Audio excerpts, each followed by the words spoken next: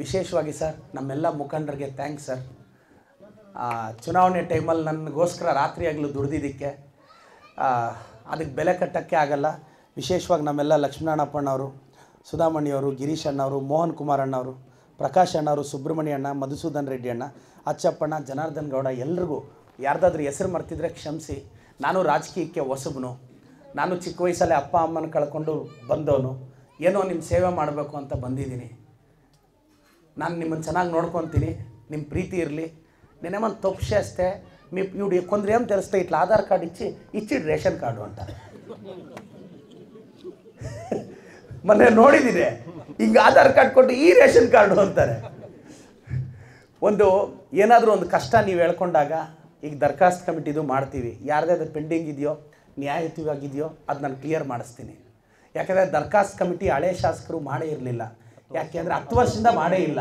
ಯಾಕೆಂದರೆ ಭಯ ಬೀಳ್ತಾರೆ ಹೆಚ್ಚು ಕಡಿಮೆ ಆದರೆ ಏನಾಗುತ್ತೋ ಅಂತ.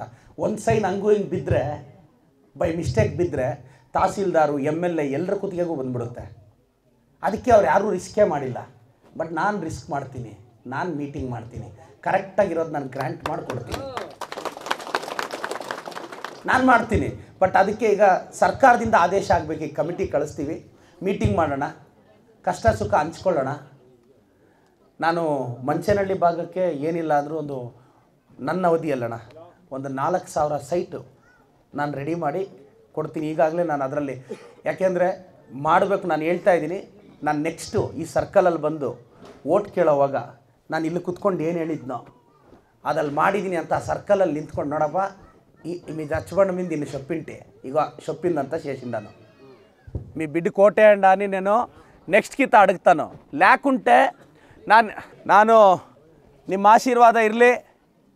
ಎಲ್ಲ ಅಗ್ರಿಕಲ್ಚರ್ ಆಫೀಸರ್ಸ್ಗೆ, ನಮ್ಮ ಮುಖಂಡರಿಗೆ ಎಲ್ರಿಗೂ ಧನ್ಯವಾದಗಳು. ನಮ್ಮ ಪಿಡ್ಚಲಹಳ್ಳಿ ಗ್ರಾಮಸ್ಥರಿಗೆ, ನಮ್ಮ ವೆಂಕಟೇಶಣ್ಣ ಬಾಣ ಎಲ್ಲಿಗಡ ಜರ್ಬಂಡಳ್ಳಿಗ. ಹಾಂ ಅಣ್ಣ, ಇನ್ನೊಂದು ಮಂಚೇನಹಳ್ಳಿಗೆ ಡಿಗ್ರಿ ಕಾಲೇಜಿಗೆ ಈಗಾಗಲೇ ಮಿನಿಸ್ಟ್ರಿಗೆ ಮನವಿ ಕೊಟ್ಟಿದ್ದೀನಿ. ಡಿಗ್ರಿ ಕಾಲೇಜ್ ತರ್ತೀನಿ, ತಾಲೂಕು ಆಫೀಸು ತರ್ತೀನಿ, ಇದು ಮಾಡ್ತೀನಿ. ಈಗ ಜರ್ಬಂಡಳ್ಳಿದು ಹೇಳಿದ್ದೀರಾ ಅಣ್ಣ. ಈಗ ಹೈಸ್ಕೂಲ್ ಹತ್ರದಲ್ಲಿ ಎಲ್ಲಿದೆಯಣ್ಣ? Survey number 61.